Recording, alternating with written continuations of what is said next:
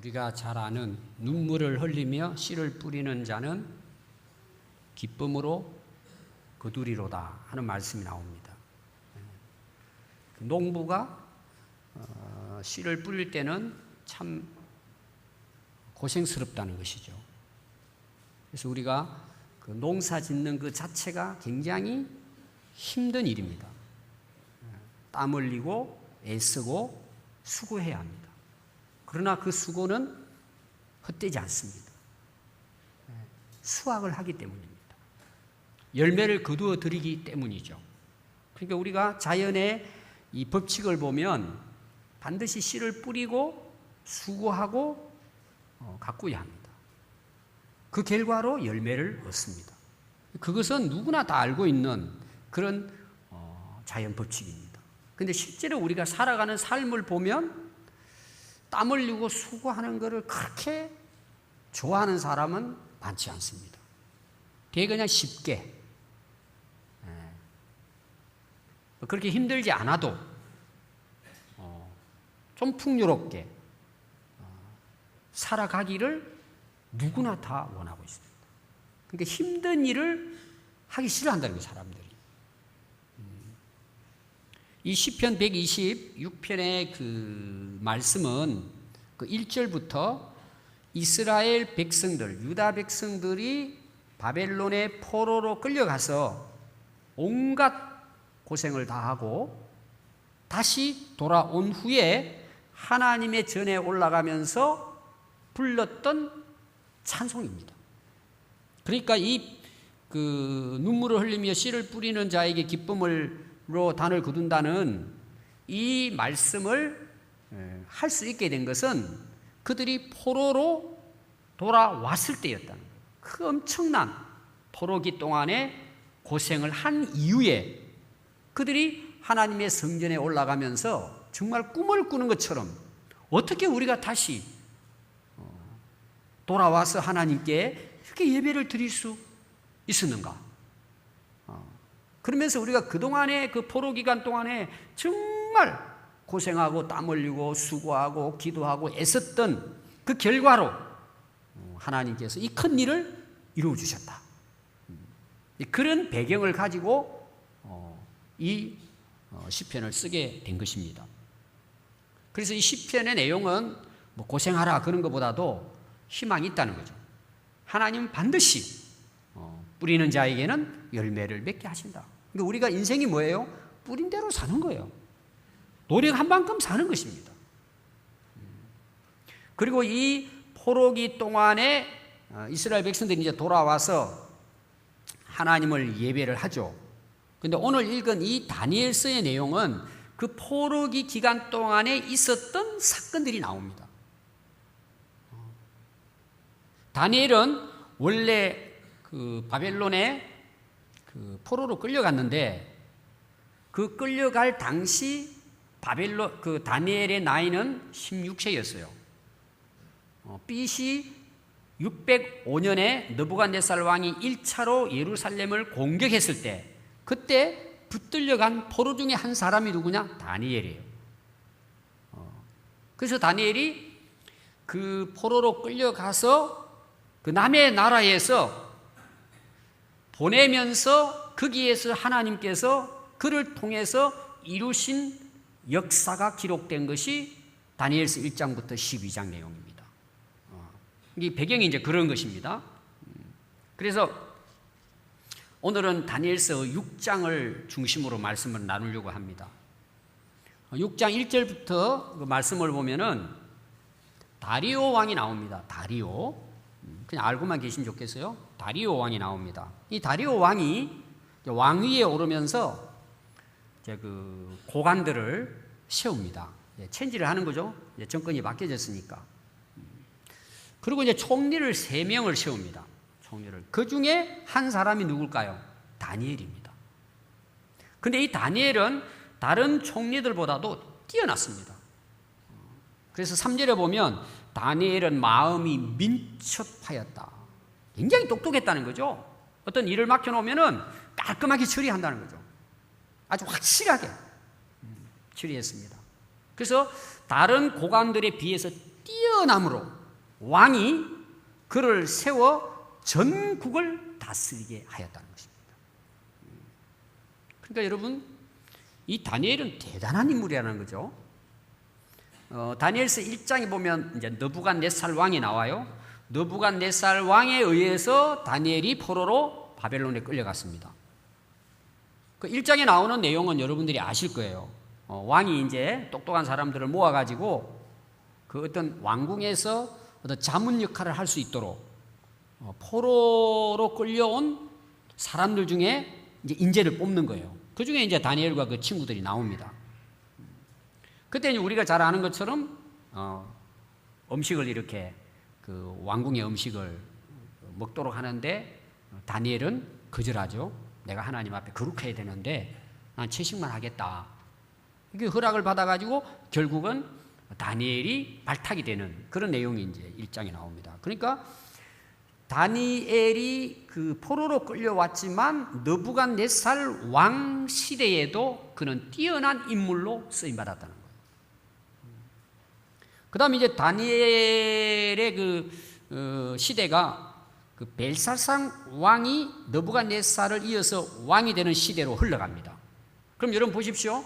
느부갓네살 왕이 이제 그 정권을 가지고 있다가 이어서 벨사살이라고 하는 왕이 정권을 다시 잡습니다.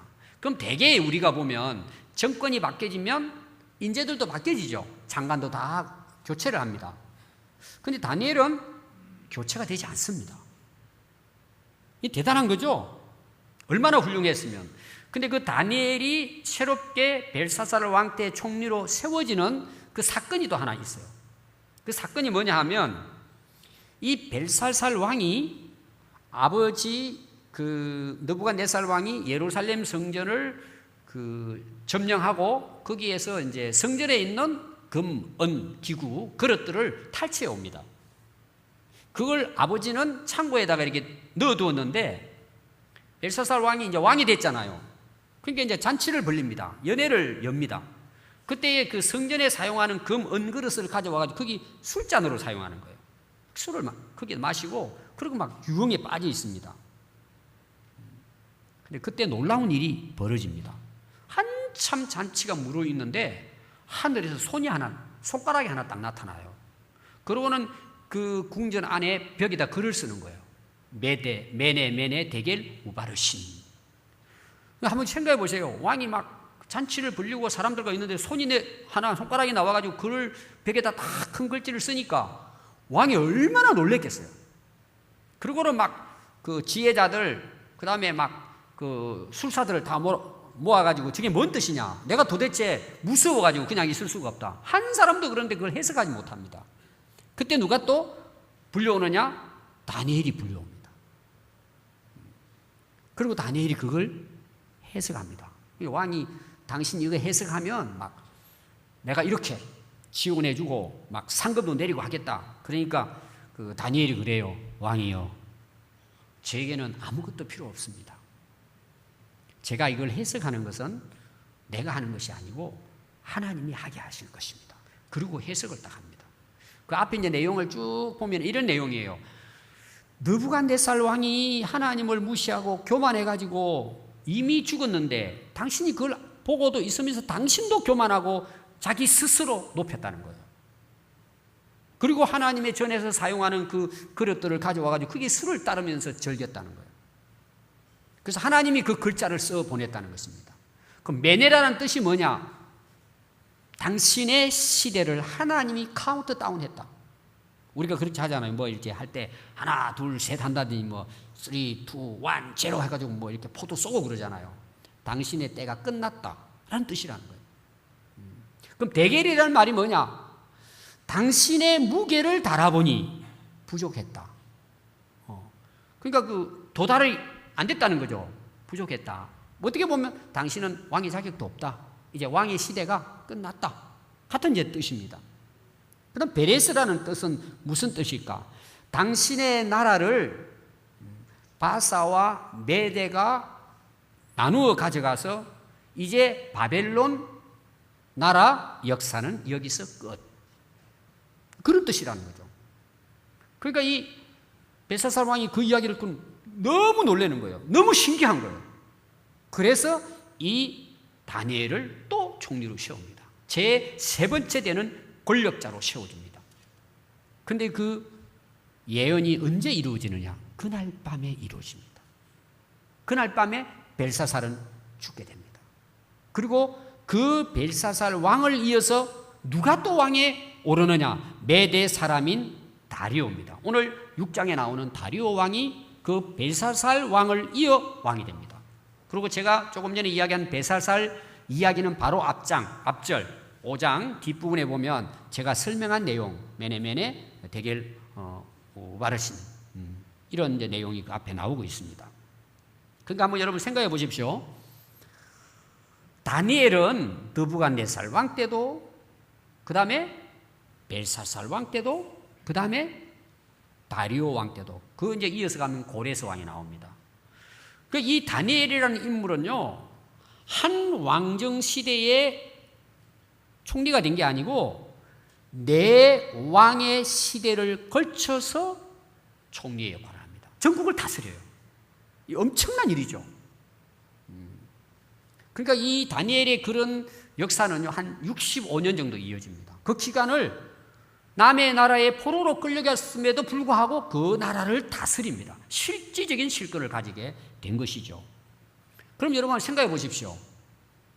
다리오 왕이 오늘 읽은 말씀에도 1절부터 보면은 그런 인물이 전 나라를 다스리니까 다른 총리나 다른 장관들이 어떻게 생각할 것 같아요? 나라를 살리고 왕을 도와서 나라가 안정되고 번영하는 것에 대해서 고맙게 생각할까요? 시기 질투할까요? 이게 이제 인간의 타락한 모습이에요. 시기 질투하는 거예요. 그러니까 어떤 생각을 할까요? 모이는 거예요. 그 무리들이 모여가지고 제가 하자, 죽이자. 그리고는 뒷조사를 합니다.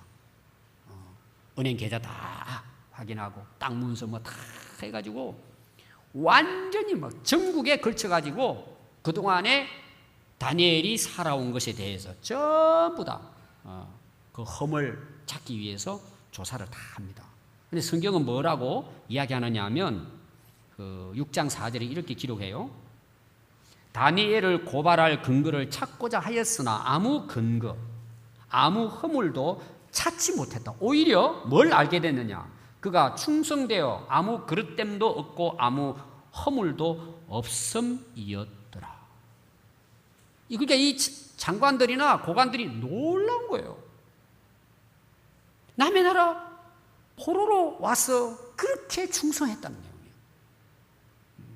그럼 여러분 그 좀 못된 마음을 가지고 이렇게 제거하려고 했다가 정말 이 다니엘 정말 대단한 인물이구나, 충성된 인물이구나 라는 것을 그들이 알았다면 어떻게 해야 옳을까요?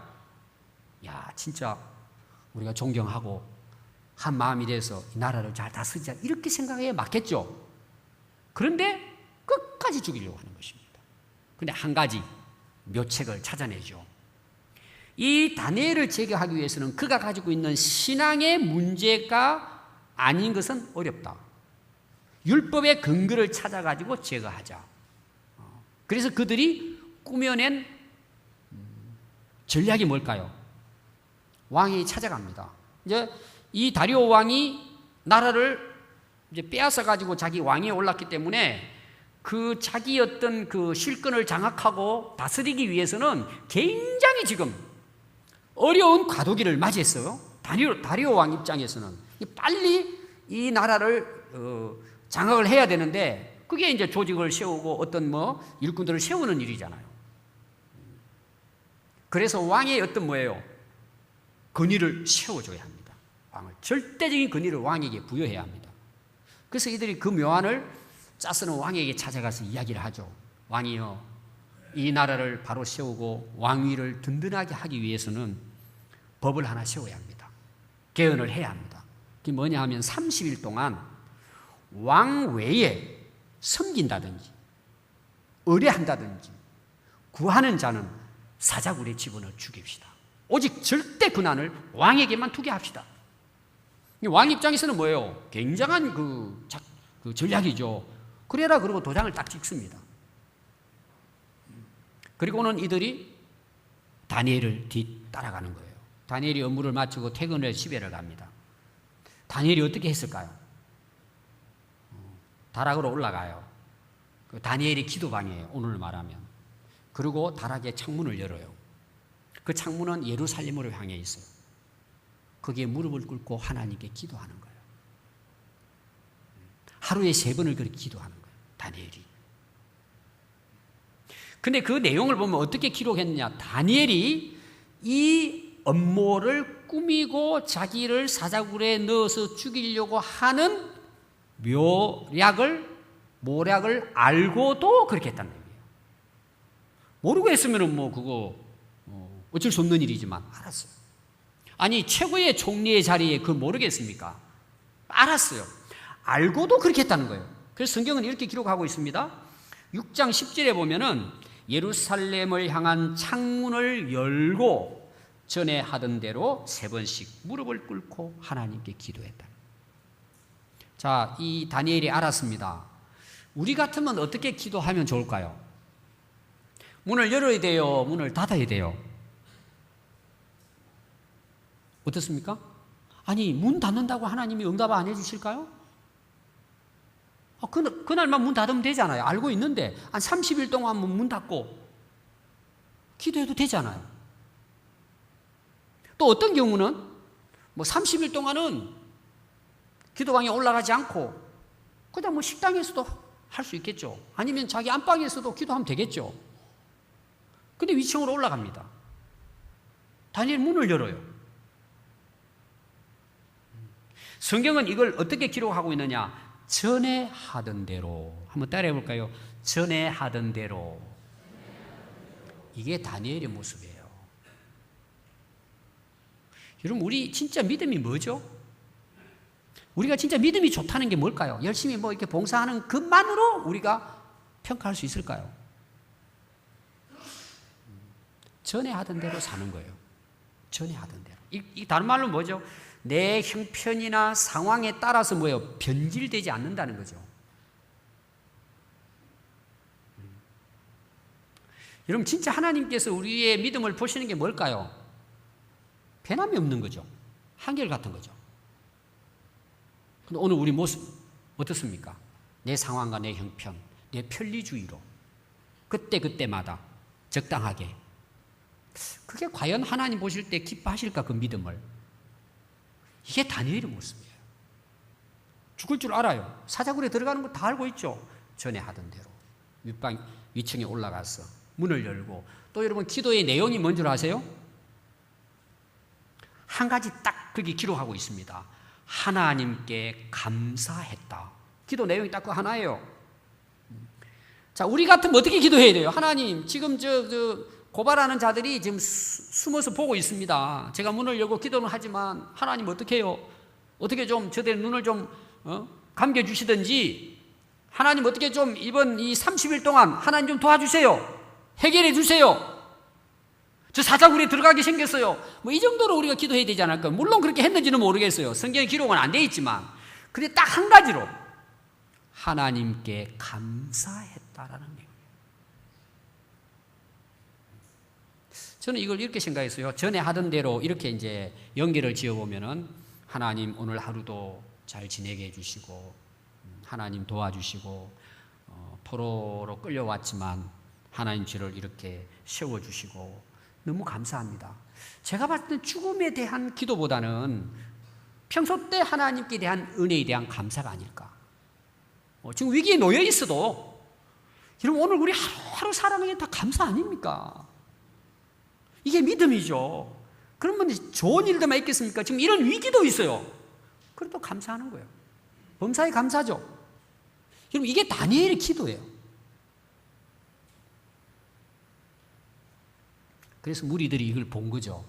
바로 왕에게 달려가서 이제 고발을 하는 거죠. 왕이요, 이렇게 조서를 내렸고 이렇게 법을 정했는데 왕을 무시하고, 왕의 법을 무시하고 어긴 자가 있습니다.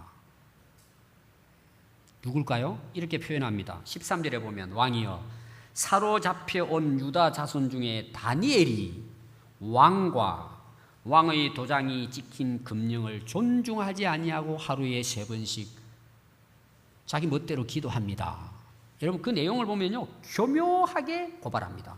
그 방식이 뭐냐 이런 거예요. 왕을 무시했습니다. 그것도 포로로 끌려와서 지금까지 총리를 세워서 이렇게 왕으로부터 총애를 받고 은혜를 받고 있는 이 포로 된 자가 그 은혜도 배신하고 왕을 무시하고 있습니다. 그래서 왕이 막 분노해가지고 죽이게 만들려는 것입니다. 실제로 다니엘이 그렇게 한 건 아니죠. 여러분 오늘 우리가 주변도 보십시오.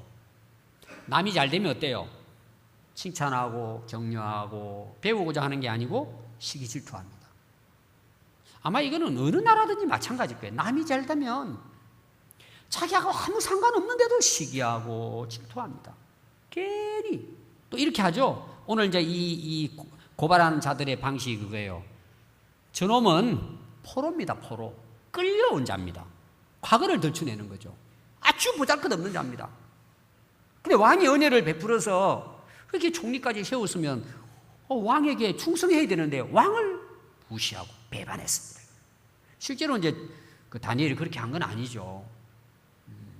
그래서 여러분들이 다른 사람들을 이렇게 좀 시기하고 질투하는 거 보면요 꼭 그럽니다. 과거 에이구 저 어릴 때 집안도 엉망이어서 공부도 제대로 못하고 학교도 제대로 안 나오고 뭐 지까진 게 뭐 했다고 괜히 시기하고 질투합니다.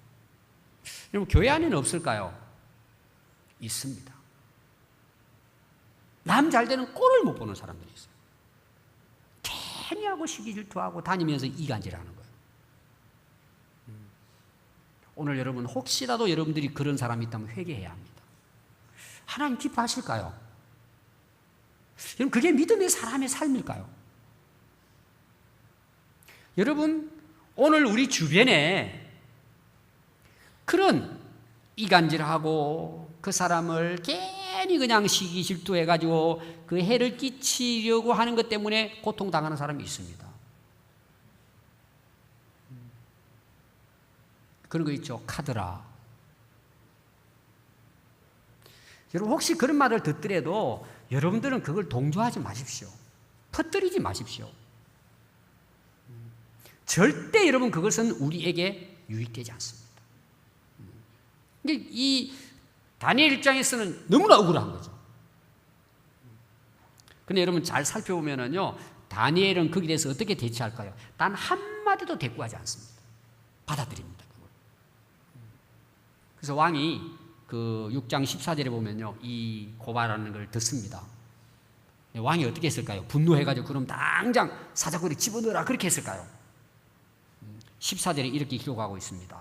심히 근심하여 다니엘을 구원하려고 마음을 쓰며 건져내려고 힘을 다했다 그랬어요. 그러나 자기가 도장을 찍었기 때문에 바꿀 수가 없는 거예요. 그리고 무리들이 또 찾아왔습니다. 와가지고는 왕이요, 도장 찍었습니다. 못 고칩니다. 다니엘을 어떻게 해야 돼요? 왕이 명령합니다. 다니엘을 사자굴에 던져 넣어라. 그리고 왕이 이렇게 이야기합니다. 다니엘을 향해서 다니엘에게 이르되 네가 항상 섬기는 너의 하나님이 너를 구원하실 것이다. 대단한 왕이죠. 그러니까 이 다니엘의 신앙에 대해서 왕이 인정해요. 내가 항상 섬기는, 이 총리로 있으면서도 뭐예요? 그는 항상 믿음으로 하나님의 말씀으로 자기 주어진 임무를 잘 감당했다는 거예요. 그 왕이 그걸 안 거예요. 그래서 내가 항상 섬기는 너의 하나님이 너를 구원해 주실 것이다. 왕의 신뢰를 얻은 것입니다. 그리고 18절 보면요, 왕이 이제 그 사자굴에 다니엘을 던져놓고는 궁으로 돌아갑니다. 그 내용 이렇게 하고 있어요. 밤이 새도록 금식하고 왕이 오락을 그치고 잠자기를 마다하였다. 왕이 한숨도 자지 못한 거예요. 자기 잘못이 있잖아요. 그걸 확인을 해가지고 해야 되는데 덜컹 도장 찍어가지고 결국 자기도 다니엘을 죽인 책임이 있다는 거예요. 고민을 합니다. 그리고 잠 한심 자지 못하고 새벽에 해 뜨자마자 달려갑니다. 사자굴로 달려가서 이렇게 이야기합니다. 슬피 소리질러 다니엘에게 묻되 살아계시는 하나님의 종 다니엘아, 내가 항상 섬기는 내 하나님이 사자들에게서 능히 너를 구원하셨느냐?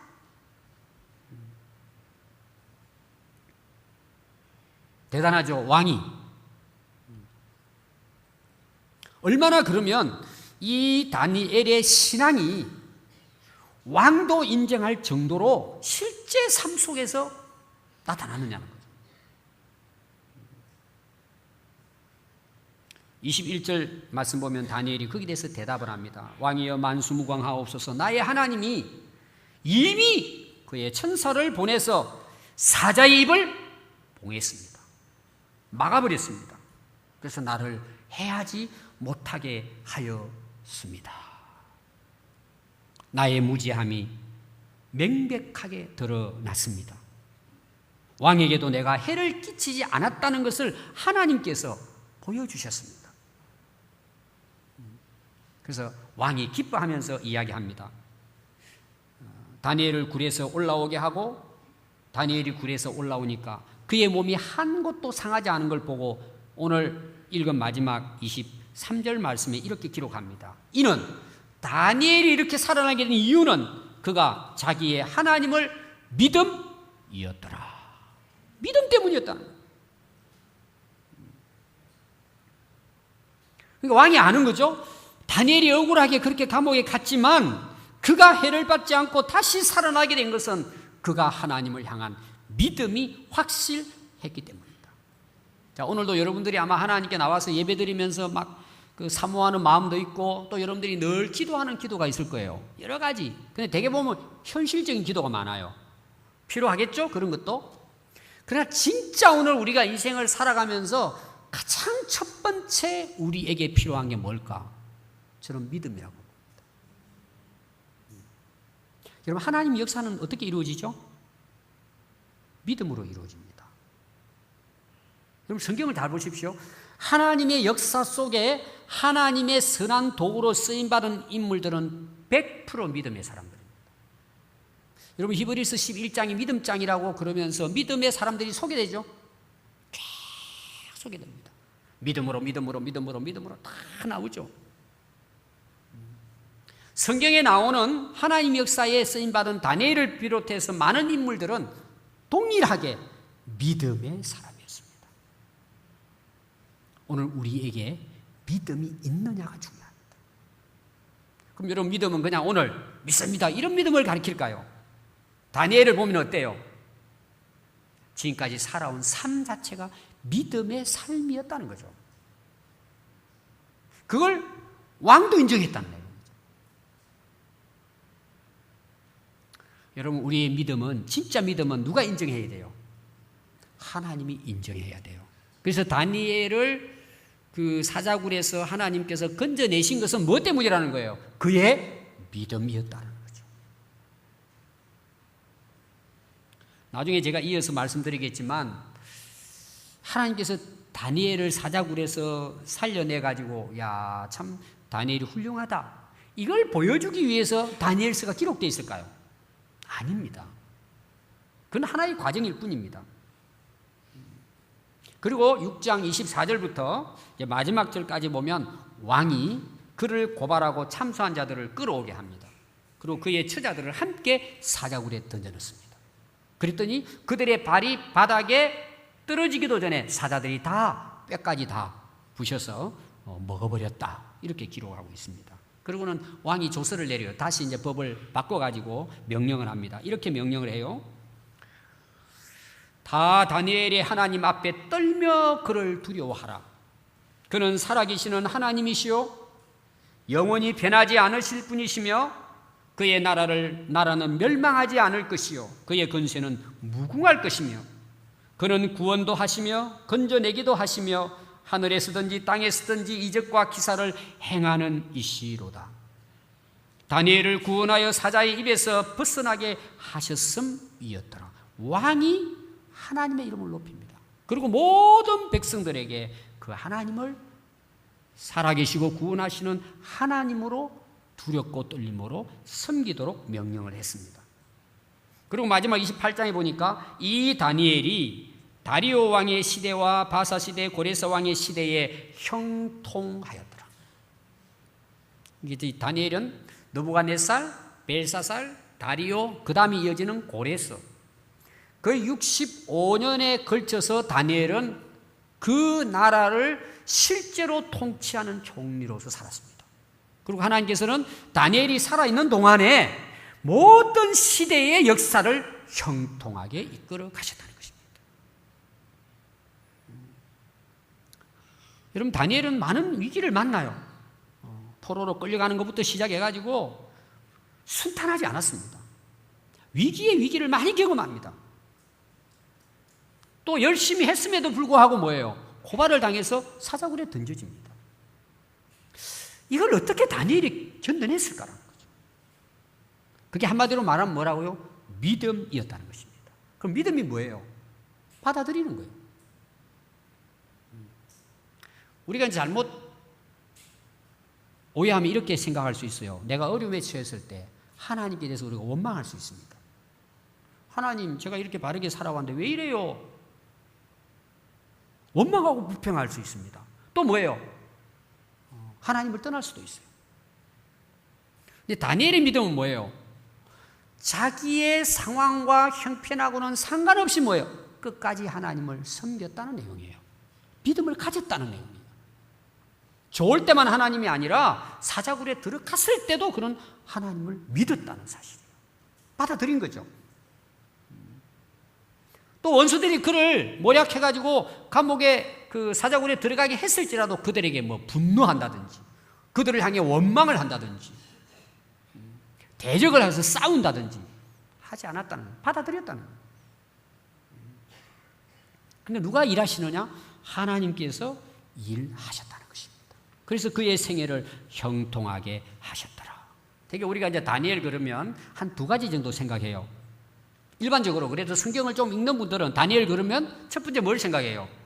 포로로 끌려가서 왕의 음식을 거절하고 하나님 앞에 거룩하게 살기 위해서 뜻을 정해서 채식을 먹어가지고 왕국에 살았다. 야, 성공했다. 이 정도. 또 하나가 뭐예요? 사자굴에 들어가서 하나님이 도와주셔서 살아났다. 여러분, 실제로 우리가 다니엘서 1장에 12장을 보면은요, 그것이 다니엘의 모습이 아니에요. 그냥 하나의 그냥 과정이에요. 그게 중요하지 않다는 것입니다. 여러분, 이 이야기들은 단순한 이야기로 끝나는 게 아닙니다. 하나님께서 이 다니엘을 통해서 어떻게 하나님의 역사를 이끌어 가느냐는 것을 보여주는 내용일 뿐이에요. 그러니까 다니엘서의 주인공은 다니엘이 아닙니다. 하나님이십니다. 이것은 성경 66권도 마찬가지입니다. 뭐 아브라함도 나오고 위대한 인물들이 많이 나오지만 주인공은 그들이 아닙니다. 하나님이 그들을 통해서 하나님이 역사해 가는 것일 뿐입니다. 성경의 모든 주인공은 하나님이시죠.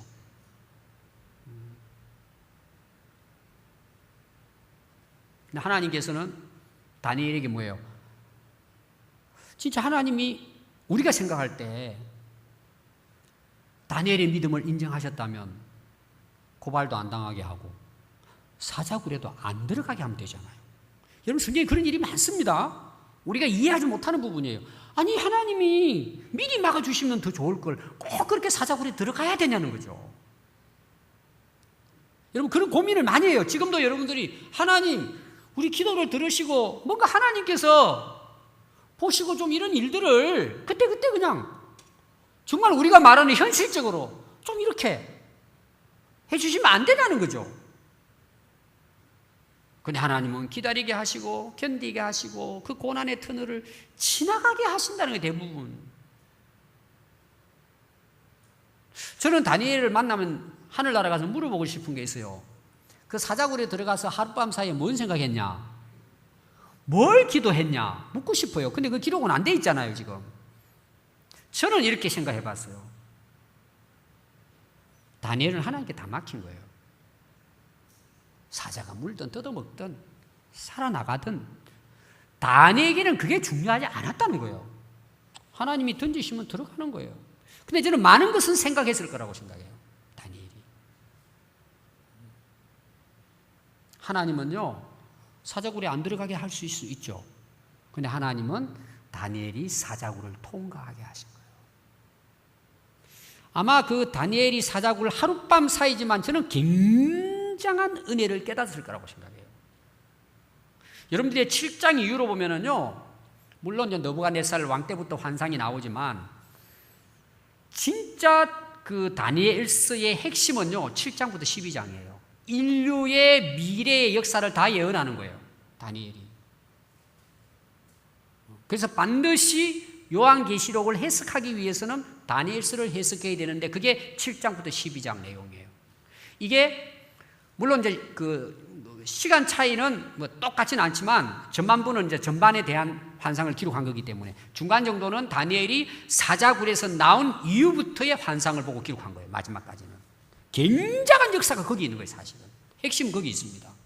하나님은 다니엘이 그 사자굴에 들어가서 나오는 것부터 시작해가지고 하나님의 이름을 드러내시게 하실 뿐만 아니라 그 다니엘, 거기서 다시 나온 이후에 다니엘을 통해서 환상을 통하고 세계 역사의 미래를 다니엘을 통해서 예언하게 하셨다는 내용이에요. 하나님은요, 다니엘에게서는 그게 고통스러운 부분이었겠지만, 절망적인 부분이었겠지만, 하나님은 그 사자굴이라고 하는 그 절망의 상황을 통해서 하나님은 하나님의 역사를 이끌어 가신다. 여러분, 솔직히 저와 여러분들이 고생하지 않고 고난을 통과하지 않고 우리가 선하게 거룩하게 하나님 앞에 드려줄 수 있습니까? 우리가 믿음을 진짜 굳건하게 가질 수 있습니까? 오늘날은요, 우리 사람들이 편하면 더 편하고 편하면 더 편하고 신앙생활이 그래요. 더 쉽게, 더 편안하게, 적당하게. 여러분, 그게 좋은 것 같지만 영적으로는 타락하는 길입니다. 오늘 편리주의로 가는 거예요. 고생 안 하려고 그래요. 고난? 고난은 싫은 거죠.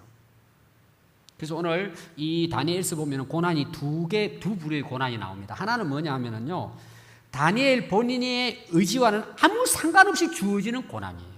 이게 뭐예요? 포로로 끌려온 거예요. 어떻게 할 수가 없는 거잖아요. 자기가 잘못해서 뭐 한 것도 아니고 선택의 여지가 없는 고난이 있습니다, 우리가. 자, 우리가 탄생하는 것도 그렇죠. 좋은 부모님 밑에서 태어나는 자녀들도 있고 참 어려운 형편에 있는 부모, 이거 우리가 선택할 수 없잖아요. 또 나라도 마찬가지예요. 좋은 나라에 태어났으면 좋을 텐데 저는 우리나라 태어난 거 늘 저는 감사합니다. 아프리카라든지 북한에 태어난 거 생각해 보세요. 제가 이번에 미국에서 북한의 평양 가기대 교수를 만났거든요. 이야기를 다 들었습니다. 곧 8월달에 또 들어간다 그래요. 그 실상을 쭉 이야기해 주는 거예요. 그분이 이야기인 거예요.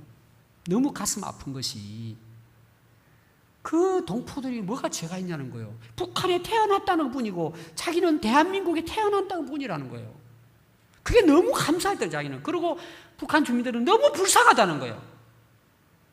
우리가 살아가면서 이런 고난이 있어요. 뭐 재난을 당한다든지, 뭐 부모님 때문에, 다른 사람 때문에 고통당하는 고난이 있어요. 지금 이 다니엘 같은 경우 그렇죠. 포로로 끌려와가지고 뭐